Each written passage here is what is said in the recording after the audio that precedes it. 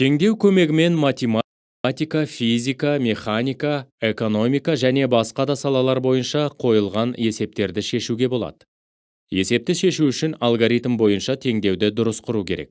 Ең алдымен, айнымалылар енгізіп, есептің шарты бойынша ізделінді шаманы анықтап, оны x немесе y арқылы өрнектейміз.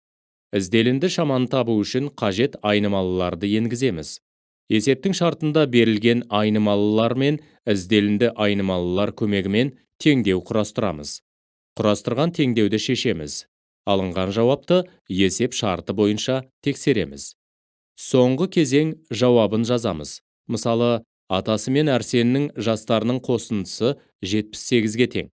Егер Әрсеннің жасы атасының жасынан 5 есе кіші болса, онда Әрсеннің жасы нешеде? X арқылы Әрсеннің, Y арқылы атасының жасын белгілейік. Есептің шарты бойынша Y тең 5x-ке, және олардың қосындысы 78-ге тең. X айнымалысына қатысты теңдеу аламыз. Теңдеудің түбірі 13-ке тең, яғни Әрсеннің жасы 13-ке тең. Осыдан ол атасынан 5 есе кіші болғандықтан, олардың жастарының қосындысы 78-ге тең болғандықтан, атасының жасы 65-ке тең болады. Сонымен Әрсен 13 жаста.